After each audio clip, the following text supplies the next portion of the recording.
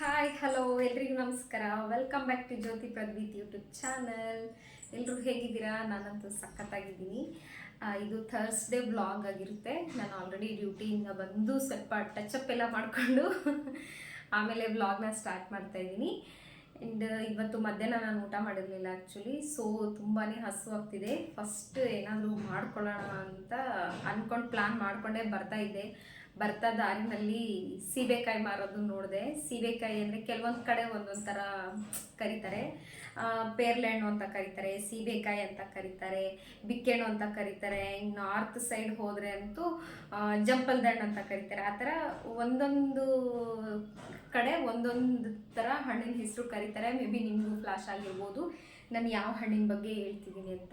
ನನಗೆ ಪೇರ್ಲೆ ಹಣ್ಣು ಸಿಕ್ತು, ಅದರಿಂದ ಒಂದು ಸದ್ಯಕ್ಕೆ ಜ್ಯೂಸ್ ಮಾಡಿಕೊಂಡು ಇಲ್ಲ ಮಿಲ್ಕ್ ಶೇಕೋ ಏನೋ ಒಂದು ಮಾಡ್ಕೊಳ್ಳೋಣ ಅಂತ ಅಂದ್ಕೊಂಡು ಬಂದಿದ್ದೀನಿ. ಸೊ ರೂಮಿಗೆ ಬಂದಮೇಲೆ ಡಿಸೈಡ್ ಮಾಡಿದೆ ನಾನು ಮಿಲ್ಕ್ ಶೇಕ್ ಮಾಡ್ಕೊಳ್ಳೋಣ ಅಂತ. ಸೊ ಫಸ್ಟ್ ನಾನು ಈಗ ಮಿಲ್ಕ್ ಶೇಕ್ ಮಾಡ್ಕೊಂಡು ಕುಡಿದು ಆಮೇಲೆ ಒಂದು ರೆಸಿಪಿ ಮಾಡ್ತಿದ್ದೀನಿ ನಾನು. ಅದು ಏನು ರೆಸಿಪಿ ಅಂತ ನಿಮಗೆ ಆಮೇಲೆ ಹೇಳ್ತೀನಿ, ಬನ್ನಿ. ಫಸ್ಟ್ ಮಿಲ್ಕ್ ಶೇಕ್ ಮಾಡೋಣ. ನಾನಿಲ್ಲಿ ಒಂದು ಸೀಬೆಹಣ್ಣನ್ನು ತೊಗೊಂಡಿದ್ದೀನಿ. ಇದನ್ನು ಆಲ್ರೆಡಿ ನಾನು ಒಂದು 10 ನಿಮಿಷ ಉಪ್ಪು ನೀರಲ್ಲಿ ನೆನೆಸಿಟ್ಟು ಆಮೇಲೆ ನೀಟಾಗಿ ವಾಶ್ ಮಾಡಿಕೊಂಡು ಆಮೇಲೆ ತೊಗೊಂಡು ಇಲ್ಲಿ ಕಟ್ ಮಾಡ್ಕೊಳ್ತಾ ಇದ್ದೀನಿ. ಆ್ಯಂಡ್ ತುಂಬ ಏನು ಫ್ರೆಶ್ ಆಗೇನಿರಲಿಲ್ಲ, ಬಟ್ ಆದರೂ ಕೂಡ ನನಗೆ ಇಷ್ಟ ಅಂತ ತೊಗೊಂಡೆ. ಬೀಜ ಎಲ್ಲ ಗಟ್ಟಿ ಇತ್ತು ಇದ್ರ ಒಳಗಡೆ, ಸೊ ಹಾಗಾಗಿ ಕಟ್ ಮಾಡೋಕ್ಕೆ ಸ್ವಲ್ಪ ಕಷ್ಟ ಆಗ್ತಾಯಿತ್ತು. ಆದರೂ ಬಿಟ್ಟಿಲ್ಲ, ಕಟ್ ಮಾಡಿದ್ದೀನಿ. ಸೊ ಈ ಕಟ್ ಮಾಡೋದೆಲ್ಲ ಆಯಿತು. ಒಂದು ಜ್ಯೂಸರ್ ಜಾರ್ ತೊಗೊಂಡಿದ್ದೀನಿ ನಾನು. ಈ ಜಾರ್ಗೆ ಕಟ್ ಮಾಡ್ಕೊಂಡಿರೋ ಪೇರ್ಲೆಹಣ್ಣಿನ ಪೀಸಸ್ ಎಲ್ಲ ಹಾಕ್ಕೊಂಡಿದ್ದೀನಿ. ನಾನು ಮಿಲ್ಕ್ ಶೇಕ್ ಮಾಡ್ತಾ ಇರೋದ್ರಿಂದ ನಾನಿಲ್ಲಿ ಹಾಲನ್ನು ಬಳಸ್ಕೊತಾ ಇದ್ದೀನಿ. ಒಂದು 100 ml ಅಷ್ಟು ನಾನು ಹಾಲನ್ನು ಹಾಕ್ಕೊಳ್ತಾ ಇದ್ದೀನಿ ಇದಕ್ಕೆ.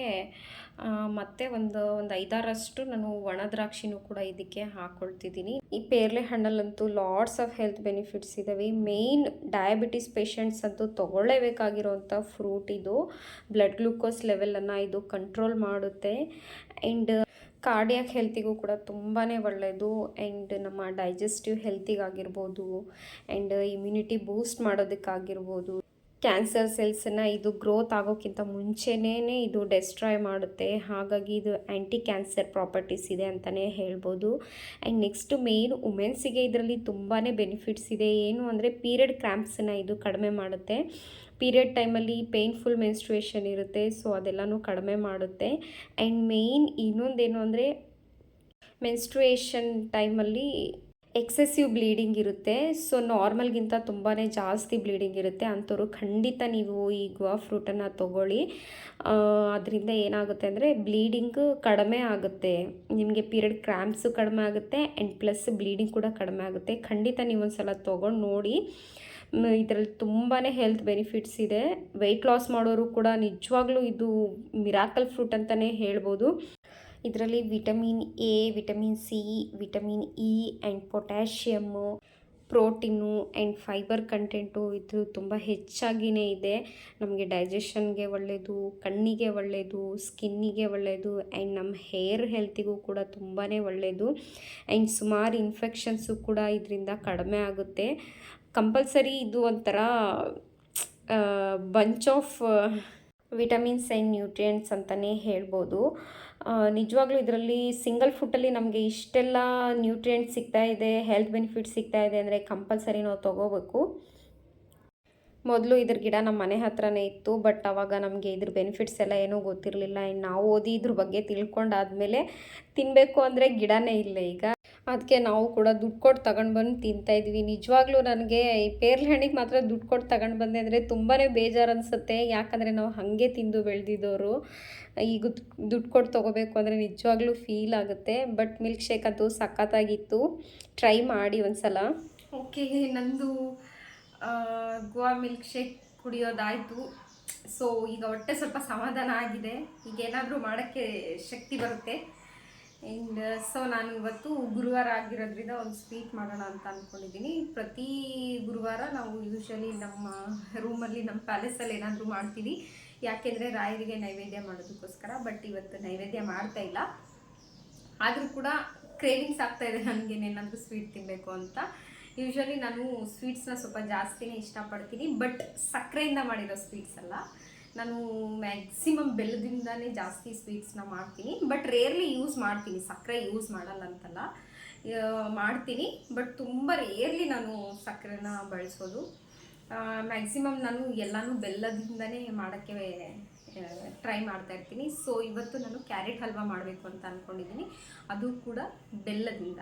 ಸುಮಾರು ದಿನ ಆಗಿತ್ತು ಕ್ಯಾರೆಟ್ ಹಲ್ವಾ ಮಾಡಿ ಎಂಡ್ ತಿಂದು ಕೂಡ. ನನ್ನ ಸಬ್ಸ್ಕ್ರೈಬರ್ ಒಬ್ಬರು ಕಮೆಂಟ್ ಮಾಡಿ ಕೇಳಿದರು, ಮೇಡಮ್ ಕ್ಯಾರೆಟ್ ಹಲ್ವಾ ಮಾಡಿ ತೋರಿಸಿ ಅಂತ. ಸೊ ಅವರಿಗೋಸ್ಕರ ನಾನು ಇವತ್ತು ಕ್ಯಾರೆಟ್ ಹಲ್ವಾನ ಮಾಡ್ತಾಯಿದ್ದೀನಿ. ಆ್ಯಂಡ್ ನಾನು ಈ ಕ್ಯಾರೆಟ್ ಹಲ್ವಾದಲ್ಲಿ ಯಾವುದೇ ರೀತಿಯಾಗಿ ಸಕ್ಕರೆನ ಬಳಸ್ತಾ ಇಲ್ಲ. ಸೊ ನಾನು ಹೆಂಗೆ ಮಾಡ್ತೀನಿ ಅನ್ನೋದನ್ನು ನಿಮಗೆ ತೋರಿಸ್ಕೊಡ್ತೀನಿ, ಬನ್ನಿ. ಈ ವಿಡಿಯೋನ ಸ್ಟಾರ್ಟಿಂಗಿಂದ ಎಂಡ್ವರೆಗೂ ಯಾರು ವಿಡಿಯೋ ನೋಡಿದ್ರು ಅವ್ರಿಗೆ ಖಂಡಿತ ವಿಡಿಯೋ ಎಂಡಿಂಗಲ್ಲಿ ಅನಿಸುತ್ತೆ ಇಷ್ಟೊಂದೆಲ್ಲ ಇನ್ಫಾರ್ಮೇಷನ್ ತಿಳ್ಕೊಂಡ್ವಿ ಅಂತ. ಸೊ ಈ ವಿಡಿಯೋ ಮಾಡಿದ್ರೆ ಏನಾದರೂ ಒಂದು ಯೂಸ್ ಅನಿಸ್ಬೇಕಲ್ವಾ, ಸೊ ಅದಕ್ಕೋಸ್ಕರ ನಾನು ಮ್ಯಾಕ್ಸಿಮಮ್ ಏನಾದರೂ ಯೂಸ್ಫುಲ್ ಮೆಸೇಜನ್ನು ಕನ್ವೆ ಮಾಡೋಕ್ಕೆ ಟ್ರೈ ಮಾಡ್ತಾ ಇರ್ತೀನಿ. ಸೊ ನಾನಿಲ್ಲಿ ಕ್ಯಾರೆಟ್ ಹಲ್ವಾ ಮಾಡೋದಕ್ಕೆ ಅಂತ 1/4 kg ಅಷ್ಟು ನಾನು ಕ್ಯಾರೆಟನ್ನು ತೊಗೊಂಡಿದ್ದೀನಿ. ಆಲ್ರೆಡಿ ನಾನು ಉಪ್ಪು ನೀರಲ್ಲಿ ಒಂದು 10-15 ನಿಮಿಷ ನೆನೆಸಿಟ್ಟಿದ್ದೆ. ನೆನೆಸಿಟ್ಬಿಟ್ಟು ಅದರದ್ದು ಸಿಪ್ಪೆ ಎಲ್ಲ ಪೀಲ್ ಮಾಡಿಕೊಂಡು ಇಟ್ಕೊಂಡಿದ್ದೆ. ಈಗೆಲ್ಲ ಕಟ್ ಮಾಡಿಕೊಂಡು ತುರಿತಾ ಇದ್ದೀನಿ. ನನಗೆ ಅಡುಗೆ ಕೆಲಸಗಳಲ್ಲಿ ಈ ಥರ ತುರಿಯೋ ಕೆಲಸ ಅಂದರೆ ತುಂಬ ಇಷ್ಟ. ಕ್ಯಾರೆಟ್ ತುರಿಯೋದಾಗಿರ್ಬೋದು, ಬೀಟ್ರೂಟ್ ಆಗಿರ್ಬೋದು, ಇಲ್ಲ ತೆಂಗಿನ ತುರಿ ಆಗಿರ್ಬೋದು, ಇದನ್ನೆಲ್ಲ ತುರಿಬೇಕಂದ್ರೆ ನಾನು ಸ್ವಲ್ಪ ಇಷ್ಟಪಟ್ಟೆ ಮಾಡ್ತೀನಿ ಈ ಥರ ಕೆಲಸಗಳನ್ನೆಲ್ಲ. ನನಗೆ ಬೇಜಾರಂತ ಏನು ಅನಿಸಲ್ಲ. ಅದರಲ್ಲೂ ಕ್ಯಾರೆಟ್ ಹಲ್ವಾ ಮಾಡಬೇಕಂದ್ರೆ ಅಂತೂ ನಿಜವಾಗ್ಲೂ ಬೇಜಾರು ಅನಿಸಲ್ಲ, ಯಾಕೆಂದರೆ ನನ್ನ ಫೇವ್ರೇಟ್ ಸ್ವೀಟ್ ಅದಕ್ಕೋಸ್ಕರ. ಆ್ಯಂಡ್ ಇಲ್ಲಿ ನಾನು ಬೆಲ್ಲದಿಂದ ಹಲ್ವಾ ಮಾಡ್ತಿರೋದ್ರಿಂದ ಬೆಲ್ಲನ ಫಸ್ಟು ಕರಗಿಸ್ಕೋಬೇಕಾಗುತ್ತೆ. ಅದಕ್ಕೋಸ್ಕರ ನಾನಿಲ್ಲಿ ಸಾಕಾಗೋಷ್ಟು ಬೆಲ್ಲನ ತೊಗೊಂಡಿದ್ದೀನಿ. ಬೆಲ್ಲ ಒಂದು 150 ಗ್ರಾಮ್ ಇರ್ಬೋದು ಅಷ್ಟೇ. ನಾನು ಕಣ್ಣ ಅಳತೆ ನೋಡಿಕೊಂಡು ಬೆಲ್ಲನ ತೊಗೊಂಡಿದ್ದೀನಿ. ಕ್ಯಾರೆಟ್ ಆಲ್ರೆಡಿ ಸ್ವೀಟ್ ಇರುತ್ತಲ್ವ, ಹಾಗಾಗಿ ಇದಕ್ಕೇನು ಈಕ್ವಲ್ ಕ್ವಾಂಟಿಟಿನಲ್ಲಿನೇ ನಾವು ಬೆಲ್ಲ ತೊಗೋಬೇಕು ಅಂತ ಏನೂ ಇಲ್ಲ. ಸ್ವಲ್ಪ ಕಡಿಮೆ ಪ್ರಮಾಣದಲ್ಲಿನೇ ಬೆಲ್ಲ ತೊಗೊಳ್ಳಿ, ಸಾಕಾಗುತ್ತೆ. ನಾನು 1/4 kg ಕ್ಯಾರೆಟಿಗೆ 150 ಗ್ರಾಮಷ್ಟು ಬೆಲ್ಲನ ತೊಗೊಂಡಿದ್ದೀನಿ. ಆ್ಯಂಡ್ ಅದು ಕರ್ಗೋಕ್ಕೆ ಕೂಡ ಇಟ್ಟಾಯಿತು. ಆ್ಯಂಡ್ ನೆಕ್ಸ್ಟ್ ಇಲ್ಲಿ ನಾನು ಸ್ಟವ್ ಆನ್ ಮಾಡಿಕೊಂಡು ಒಂದು ಪ್ಯಾನ್ ಇಟ್ಕೊಂಡಿದ್ದೀನಿ. ಇದಕ್ಕೆ ಒಂದು 3 ಟೇಬಲ್ ಸ್ಪೂನಷ್ಟು ನಾನು ತುಪ್ಪನ ಹಾಕ್ಕೊಂಡಿದ್ದೀನಿ. ಈಗ ಈ ತುಪ್ಪ ಕಾಯೋವರೆಗೂ ಸ್ವಲ್ಪ ವೆಯ್ಟ್ ಮಾಡೋಣ. ಆಮೇಲೆ ಇದಕ್ಕೆ ಚಿಕ್ಕದಾಗಿ ಕಟ್ ಮಾಡ್ಕೊಂಡಿರೋ ಗೋಡಂಬಿನ ಹಾಕ್ಕೊಂಡು ತುಪ್ಪದಲ್ಲಿ ಫ್ರೈ ಮಾಡ್ತಾಯಿದ್ದೀನಿ. ಆ್ಯಂಡ್ ಫಸ್ಟ್ ಗೋಡಂಬಿ ಹಾಕ್ಕೋಬೇಕು, ಯಾಕಂದರೆ ಇದು ಫ್ರೈ ಆಗೋಕ್ಕೆ ಸ್ವಲ್ಪ ಟೈಮ್ ತೊಗೊಳುತ್ತೆ. ಆ್ಯಂಡ್ ನೆಕ್ಸ್ಟ್ ದ್ರಾಕ್ಷಿ ಹಾಕ್ಕೋಬೇಕು, ಯಾಕಂದರೆ ದ್ರಾಕ್ಷಿ ಬೇಗನೆ ಫ್ರೈ ಆಗೋಗ್ಬಿಡುತ್ತೆ. ಅದಕ್ಕೋಸ್ಕರ ನಾನು ಕೂಡ ತುಪ್ಪದಲ್ಲಿ ದ್ರಾಕ್ಷಿ ಗೋಡಂಬಿ ಎರಡನ್ನೂ ಫ್ರೈ ಮಾಡ್ಕೊಳ್ತಾ ಇದ್ದೀನಿ. ನೀವು ನೋಡ್ತಿರ್ಬೋದು ಈಗ ಫ್ರೈ ಆಗಿದೆ. ಇದನ್ನು ಸೈಡಿಗೆ ಎತ್ತಿಟ್ಕೋಬೇಕು ಫಸ್ಟು. ಇದೇ ಬಾಣಲಿಗೆ ನಾವು ಆಲ್ರೆಡಿ ತುರಿದಿಟ್ಕೊಂಡಿದ್ವಲ್ಲ ಆ ಕ್ಯಾರೆಟ್ ತುರಿನೂ ಕೂಡ ನಾವು ಇದಕ್ಕೆ ಸೇರಿಸ್ಕೊಂಡು ತುಪ್ಪದಲ್ಲಿನೇ ಫ್ರೈ ಮಾಡ್ಕೋಬೇಕಾಗುತ್ತೆ. ಆ್ಯಂಡ್ ನೋಡಿ ನಾನು ಇಲ್ಲಿ ತುಪ್ಪದಲ್ಲಿ ಎಲ್ಲ ಕ್ಯಾರೆಟ್ ತುರಿನ ಹಾಕ್ತಾಯಿದ್ದೀನಿ. ಆ್ಯಂಡ್ ಈ ಥರ ಚೆನ್ನಾಗಿ ಸ್ವಲ್ಪ ಫ್ರೈ ಮಾಡಬೇಕಾಗುತ್ತೆ. ಆ್ಯಂಡ್ ಕ್ಯಾರೆಟಲ್ಲೂ ಕೂಡ ಲಾಟ್ಸ್ ಆಫ್ ಹೆಲ್ತ್ ಬೆನಿಫಿಟ್ಸ್ ಇದ್ದಾವೆ. ಡಯಾಬಿಟಿಸ್ ಇರೋರಂತೂ ಕಂಪಲ್ಸರಿ ತೊಗೊಳ್ಳಿ, ಬ್ಲಡ್ ಗ್ಲುಕೋಸ್ ಲೆವೆಲನ್ನು ಮೇಂಟೈನ್ ಮಾಡುತ್ತೆ ಇದು. ಕ್ಯಾರೆಟಲ್ಲಿ vitamins, minerals and antioxidants ಎಲ್ಲ ತುಂಬ ರಿಚ್ಚಾಗಿ ಇರೋದ್ರಿಂದ ತುಂಬಾ ಹೆಲ್ತ್ ಬೆನಿಫಿಟ್ಸ್ ಇದ್ದಾವೆ. ಕ್ಯಾರೆಟಲ್ಲಿ vitamin A, beta carotene, vitamin K ತುಂಬ ಹೆಚ್ಚಾಗಿ ಇರೋದ್ರಿಂದ ಗಾಯಗಳೆಲ್ಲ ಬೇಗನೆ ಹೀಲ್ ಆಗುವಂಥದ್ದು, ಡೈಜೆಷನ್ ಚೆನ್ನಾಗಾಗುವಂಥದ್ದು, ಆ್ಯಂಡ್ ಇಮ್ಯುನಿಟಿ ಬೂಸ್ಟ್ ಆಗುವಂಥದ್ದು, ಮತ್ತು ಸ್ಕಿನ್ ಗ್ಲೋ ಆಗುವಂಥದ್ದು, ಬೋನ್ಸ್ ಎಲ್ಲ ಸ್ಟ್ರಾಂಗ್ ಆಗುವಂಥದ್ದು, ಈ ಥರದ್ದೆಲ್ಲ ಲಾಟ್ಸ್ ಆಫ್ ಹೆಲ್ತ್ ಬೆನಿಫಿಟ್ಸ್ ಇದ್ದಾವೆ. ಸೊ ನಿಮ್ಮ ಡಯಟಲ್ಲಿ ಆ್ಯಡ್ ಮಾಡ್ಕೊಳ್ಳಿ. ಆ್ಯಂಡ್ ಇಲ್ಲಿ ಕ್ಯಾರೆಟ್ ಹಸಿ ವಾಸನೆ ಹೋಗೋವರೆಗೂ ನಾನು ಚೆನ್ನಾಗಿ ಫ್ರೈ ಮಾಡ್ಕೊಂಡಿದ್ದಾಯಿತು. ಈಗ ಇದಕ್ಕೆ ಒಂದು 300 ml ಅಷ್ಟು ಹಾಲನ್ನು ಹಾಕ್ಕೊಂಡಿದ್ದೀನಿ. ಹಾಲು ಹಾಕ್ಕೊಂಡು ಸ್ವಲ್ಪ ಚೆನ್ನಾಗಿ ಕುದಿಸ್ಕೋಬೇಕಾಗುತ್ತೆ. ಎಲ್ಲಿವರೆಗೂ ಅಂದರೆ ನಾವು ಹಾಕಿರೋ ಹಾಲೆಲ್ಲನೂ ಹಿಂಗಬೇಕು, ಅಲ್ಲಿವರೆಗೂ ನಾವು ಚೆನ್ನಾಗಿ ಮಿಕ್ಸ್ ಮಾಡ್ತಾ ಕ್ಯಾರೆಟನ್ನು ಕುದಿಸ್ಕೋಬೇಕಾಗುತ್ತೆ. ಹಾಲೆಲ್ಲ ಹಿಂಗೋಷ್ಟರಲ್ಲಿ ಕ್ಯಾರೆಟ್ ಎಲ್ಲ ಸ್ಮೂತಾಗಿ ಬೆಂದಿರುತ್ತೆ. ಇದಕ್ಕಿಂತ ಇನ್ನೂ ಸಾಫ್ಟ್ ಬೇಕು ಅಂದರೆ ನೀವು ಕ್ಯಾರೆಟನ್ನು ತುರಿದ್ಬಿಟ್ಟು ಮಿಕ್ಸಿನಲ್ಲಿ ರುಬ್ಕೊಂಡು ಕೂಡ ಹಾಕ್ಕೋಬೋದು, ಇನ್ನೂ ಬೇಗನೆ ಆಗುತ್ತೆ.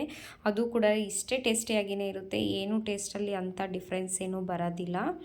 ನೀವಿಲ್ಲಿ ನೋಡ್ತಿರ್ಬೋದು ಹಾಲೆಲ್ಲ ಹಿಂಗ್ತಾ ಇದೆ. ಆ್ಯಂಡ್ ಈ ಕನ್ಸಿಸ್ಟೆನ್ಸಿ ಬರೋವರೆಗೂ ನಾವು ಚೆನ್ನಾಗಿ ಕುದಿಸ್ಕೋಬೇಕಾಗುತ್ತೆ. ಸ್ವಲ್ಪ ಟೈಮ್ ತೊಗೊಳುತ್ತೆ, ಪೇಷನ್ಸ್ ಇರಲಿ. ಹಾಲೆಲ್ಲ ಹಿಂಗಾಯಿತು. ಅದಕ್ಕೆ ಈಗ ನಾನು ನಾವು ಬೆಲ್ಲ ಕರಗಿಸಿಟ್ಕೊಂಡಿದ್ವಲ್ಲ ಆ ನೀರನ್ನು ಸೇರಿಸ್ಕೊಳ್ತಾ ಇದ್ದೀನಿ.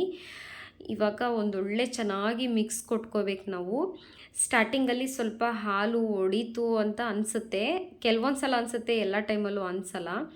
ಹಾಲು ಒಡೀತು ಅಂತ ಅನ್ನಿಸ್ತು ಅಂದರೂ ನೀವೇನು ಅದ್ರ ಬಗ್ಗೆ ಏನು ಮೈಂಡ್ ಮಾಡೋಕ್ಕೆ ಹೋಗಬೇಡಿ. ಬಟ್ ಟೇಸ್ಟ್ ಮಾತ್ರ ಸಖತ್ತಾಗಿ ಇರುತ್ತೆ. ಸ್ಟಾರ್ಟಿಂಗ್ ಹಂಗೆ ಅನಿಸುತ್ತೆ ಅಷ್ಟೇನೆ, ಆಮೇಲೆ ಕುದೀತಾ ಕುದೀತಾ ಆ ಥರ ಏನೂ ಅನಿಸಲ್ಲ. ಆ್ಯಂಡ್ ಇದು ಕೂಡ ಬೆಲ್ಲದ ನೀರು ಎಲ್ಲನೂ ಹಿಂಗೋವರೆಗೂ ನಾವು ಚೆನ್ನಾಗಿ ಫ್ರೈ ಮಾಡ್ಕೋಬೇಕಾಗುತ್ತೆ. ನಾನು ತೋರಿಸ್ಕೊಟ್ಟಿರೋ ಪ್ರಾಸೆಸ್ಸಲ್ಲಿ ಮಾಡಿದ್ರೆ ಅಂತೂ ಖಂಡಿತ ಹಲ್ಲು ಇಲ್ಲದೆ ಇರೋರು ಕೂಡ ಚೆನ್ನಾಗಿ ಇಷ್ಟಪಟ್ಟು ತಿನ್ಬೋದು, ಅಷ್ಟು ಚೆನ್ನಾಗಾಗುತ್ತೆ ಹಲ್ವಾ ಮಾತ್ರ. ನಾವು ಹಾಕಿರೋ ಹಾಲಾಗಿರ್ಬೋದು, ಬೆಲ್ಲದ ನೀರಾಗಿರ್ಬೋದು ಎಲ್ಲ ಚೆನ್ನಾಗಿ ಹಿಂಗೋವರೆಗೂ ಈ ಕ್ಯಾರೆಟನ್ನು ಕುದಿಸ್ಕೋಬೇಕಾಗುತ್ತೆ. ಇದಷ್ಟು ಹಿಂಗೋಷ್ಟರಲ್ಲಿನೇ ಕ್ಯಾರೆಟ್ ಫುಲ್ಲು ಬೆಂದೋಗ್ಬಿಟ್ಟಿರುತ್ತೆ. ಆ್ಯಂಡ್ ಈಗ ನಾನೊಂದು 2 ಸ್ಪೂನಷ್ಟು ತುಪ್ಪನ ಹಾಕ್ತಾಯಿದ್ದೀನಿ. ಈ ಕ್ಯಾರೆಟ್ ಹಲ್ವಾ ಡಿಶಲ್ಲಿ ಮಾತ್ರ ನಾವು ಲಾಸ್ಟಿಗೆ ತುಪ್ಪ ಹಾಕ್ತೀವಲ್ವ, ಈ ಪ್ರಾಸೆಸ್ಸೇ ತುಂಬ ರಿಚ್ ಟೇಸ್ಟ್ ಕೊಡೋದೇ ಇದರಿಂದ. ಸೊ ಈ ಸ್ಟೆಪ್ನ ಮಾತ್ರ ಸ್ಕಿಪ್ ಮಾಡಬೇಡಿ. ಇನ್ನೊಂದು ಸಲ ತುಪ್ಪನ ಹಾಕ್ಕೊಂಡು ಚೆನ್ನಾಗಿ ಒಂದೊಳ್ಳೆ ಮಿಕ್ಸ್ ಕೊಟ್ಕೊಂಡ್ರೆ ಅಂತೂ ತುಪ್ಪದ ಘಮ ಸಖತ್ತಾಗಿಯೇ ಬರುತ್ತೆ. ಆ್ಯಂಡ್ ಟೇಸ್ಟಿಯಾಗಿ ಕೂಡ ಬರುತ್ತೆ. ನಿಜವಾಗ್ಲೂ ಮಾಡ್ತಾ ಇರುವಾಗಲೇ ಅಕ್ಕಪಕ್ಕದ ಮನೆಯವರಿಗೆಲ್ಲ ಸ್ಮೆಲ್ ಹೋಗುತ್ತೆ, ಅಷ್ಟು ಚೆನ್ನಾಗಿ ಬರುತ್ತೆ.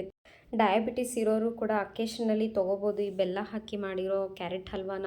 ಬಟ್ ತುಪ್ಪನ ಸ್ವಲ್ಪ ಅವಾಯ್ಡ್ ಮಾಡಿ. ಕೊಲೆಸ್ಟ್ರಾಲ್ ಟ್ಯಾಬ್ಲೆಟ್ ತೊಗೊಳ್ತಾ ಇದ್ದೀರಾ ಅಂದರೆ ತೊಂದರೆ ಇಲ್ಲ, ತುಪ್ಪ ಬ್ಯಾಡ್ ಕೊಲೆಸ್ಟ್ರಾಲ್ನ ಕಮ್ಮಿ ಮಾಡುತ್ತೆ. ಸೊ ಅಕೇಶನಲ್ಲಿ ತೊಗೊಂಡ್ರೆ ಏನು ತೊಂದರೆ ಏನಿಲ್ಲ, ತೊಗೋಬೋದು. ರೆಡಿ ಆಗಿದೆ. ನಾವು ಹಾಕಿದ ಹಾಲು, ಬೆಲ್ಲದ ನೀರು ಎಲ್ಲನೂ ಹಿಂಗಿದೆ. ಈಗ ಲಾಸ್ಟಿಗೆ ನಾನು 1/4 ಟೇಬಲ್ ಸ್ಪೂನಷ್ಟು ಏಲಕ್ಕಿ ಮತ್ತು ಒಣಶುಂಠಿ ಪೌಡ್ರ್ ಹಾಕ್ಕೊಳ್ತಿದ್ದೀನಿ. ಇನ್ನು ನಾವೇನು ಆಲ್ರೆಡಿ ತುಪ್ಪದಲ್ಲಿ ಹುರಿದಿದ್ವಲ್ಲ ಡ್ರೈ ಫ್ರೂಟ್ಸ್ನೂ ಕೂಡ ಹಾಕ್ಕೊಂಡು ಒಂದು ಚೆನ್ನಾಗಿ ಮಿಕ್ಸ್ ಕೊಟ್ಕೊಂಡ್ರೆ ಘಮ ಘಮ ಅನ್ನೋವಂಥ ಕ್ಯಾರೆಟ್ ಹಲ್ವಾ ರೆಡಿ ಆಯಿತು. ಆ್ಯಂಡ್ ಈಗ ನಾವು ಸ್ಟವ್ ಆಫ್ ಮಾಡ್ಕೊಳ್ಳೋಣ. ನೋಡಿ, ನೋಡ್ತಾ ಇದ್ರೇ ಎಷ್ಟು ಡಿಲಿಷಿಯಸ್ ಥರ ಫೀಲ್ ಆಗ್ತಿದೆ. ನನಗಂತೂ ಯಾವಾಗ ತಿಂತೀನೋ ಅಂತ ಅನ್ನಿಸ್ತಿದೆ. ನಿಜವಾಗ್ಲೂ ತುಂಬಾ ಟೇಸ್ಟಿಯಾಗಿರುತ್ತೆ. ನೀವು ಖಂಡಿತ ಒಂದು ಸಲ ಟ್ರೈ ಮಾಡಿ, ಆಮೇಲೆ ನನಗೆ ಕಮೆಂಟ್ ಮಾಡಿ ಹೇಗಿತ್ತು ಅಂತ. ಓಕೆ, ನನ್ನ ಫೇವ್ರೆಟ್ ಕ್ಯಾರೆಟ್ ಹಲ್ವಾ ರೆಡಿ ಆಯಿತು. ನೋಡೋಕ್ಕೆ ಎಷ್ಟು ಖುಷಿ ಆಗ್ತಿದೆ. ಆಹಾ, ತಿಂದರೆ ಇನ್ನು ಹೆಂಗಿರ್ಬೇಡ ನಿಜವಾಗ್ಲೂ.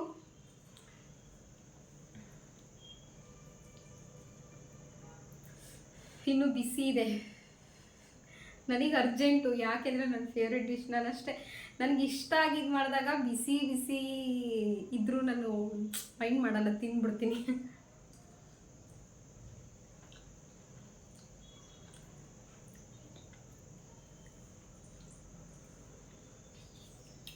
ನಿಜವಾಗ್ಲೂ ಸಖತ್ತಾಗಿದೆ. ಸಕ್ಕರೆ ಹಾಕಿ ನಾವು ಮಾಡೋದಕ್ಕಿಂತನೂ ತುಂಬಾ ರುಚಿಯಾಗಿ ಬರುತ್ತೆ ನಾವು ಬೆಲ್ಲ ಹಾಕಿ ಮಾಡೋದು. ನಿಜವಾಗ್ಲೂ ಟ್ರೈ ಮಾಡಿ. ಡಯಾಬಿಟಿಸ್ ಅವ್ರು ಇರೋರು ಕೂಡ ಬೆಲ್ಲ ಹಾಕಿದ್ರೆ 1 ಟೈಮ್ ತಿನ್ಬೋದು. ಯಾವಾಗಲಾದರೂ ಅಕೇಶನಲ್ಲಿ ಖಂಡಿತ ಡಯಾಬಿಟಿಸ್ ಇರೋರು ಕೂಡ ಬೆಲ್ಲ ಹಾಕಿ ಮಾಡಿದ್ರೆ ತಿನ್ಬೋದು.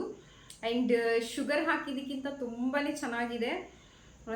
ಶುಗರ್ ಹಾಕಿ ಮಾಡೋದಕ್ಕಿಂತ ತುಂಬಾ ಹೆಲ್ದಿ ಇದು ಬೆಲ್ಲ ಹಾಕಿ ಮಾಡಿರೋದು. ನೀವು ಕೂಡ ಮನೆಯಲ್ಲಿ ಟ್ರೈ ಮಾಡಿ, ನನಗೆ ಖಂಡಿತವಾಗ್ಲೂ ಕಮೆಂಟ್ ಮಾಡಿ ಹೇಗಿತ್ತು ಅಂತ. ಆ್ಯಂಡ್ ನಾನು ಇಷ್ಟೊಂದು ತಿನ್ನೋಕ್ಕಾಗಲ್ಲ, ಬಟ್ ಮ್ಯಾಕ್ಸಿಮಮ್ ಟ್ರೈ ಮಾಡ್ತೀನಿ ಎಷ್ಟು ತಿನ್ನೋಕ್ಕಾಗುತ್ತೆ ಅಷ್ಟು. ಬಟ್ ವೇಸ್ಟ್ ಅಂತೂ ಮಾಡಲ್ಲ ನಾನು, ನನ್ನ ಫೇವ್ರೇಟ್ ಹಾಗಾಗಿ. ಆ್ಯಂಡ್ ಸೊ ಇದಾಗಿತ್ತು ಇವತ್ತಿನ ವ್ಲಾಗ್. ನಾನು ಮಾಡಿದ್ದ 2 ರೆಸಿಪಿನೂ ನಿಮಗೆ ಇಷ್ಟ ಆಯಿತು ಅಂತ ಅಂದ್ಕೊಳ್ತೀನಿ. ಆ್ಯಂಡ್ ಯೂಸ್ಫುಲ್ ಆಯಿತು ಅಂತ ಕೂಡ ಅಂದ್ಕೊಳ್ತೀನಿ. ಆ್ಯಂಡ್ ಇಲ್ಲಿಗೆ ನನ್ನ ವ್ಲಾಗ್ನ ಎಂಡ್ ಮಾಡ್ತಾಯಿದ್ದೀನಿ. ಸೊ ಆ್ಯಸ್ ಯೂಶ್ವಲ್ ನನ್ನ ಡೈಲಾಗ್ ಏನಿದೆ ಅದನ್ನು ನಾನು ಹೇಳಲೇಬೇಕು. ಸೊ ನಿಮಗೆ ನನ್ನ ವಿಡಿಯೋ ಆ್ಯಂಡ್ ನನ್ನ ರೆಸಿಪೀಸ್ ಇಷ್ಟ ಆಗಿದ್ದಲ್ಲಿ ಲೈಕ್ ಮಾಡಿ, ಶೇರ್ ಮಾಡಿ, ಕಮೆಂಟ್ ಮಾಡಿ, ಹಾಗೆ ಸಬ್ಸ್ಕ್ರೈಬ್ ಮಾಡಿಕೊಂಡು ಬೆಲ್ ಐಕಾನ್ ಪ್ರೆಸ್ ಮಾಡೋದನ್ನು ಮರಿಬೇಡಿ. ನಾನು ಮಾಡೋ ಎಲ್ಲ ವಿಡಿಯೋ ನೋಟಿಫಿಕೇಷನ್ ನಿಮಗೆ ಬರುತ್ತೆ. ಆ್ಯಂಡ್ ಸುಮಾರು ಜನ ನನ್ನ ಚಾನಲ್ನ ಸಬ್ಸ್ಕ್ರೈಬ್ ಮಾಡ್ಕೊಳ್ದೇ ನೋಡ್ತಾ ಇದ್ದೀರಾ. ಸೊ ಪ್ಲೀಸ್ ನನ್ನ ಚಾನಲ್ನ ಸಬ್ಸ್ಕ್ರೈಬ್ ಮಾಡಿಕೊಂಡು ನನಗೆ ಸಪೋರ್ಟ್ ಮಾಡಿ ಅಂತ ಕೇಳ್ಕೊಳ್ತಾ ಇದ್ದೀನಿ. ಸೊ ಅಲ್ಲಿಗೆ ವ್ಲಾಗ್ ಎಂಡ್ ಮಾಡ್ತಾಯಿದ್ದೀನಿ. ಆ್ಯಂಡ್ ಇದಾಗಿತ್ತು ಇವತ್ತಿನ vlog. Thank you. See in the next vlog. Bye.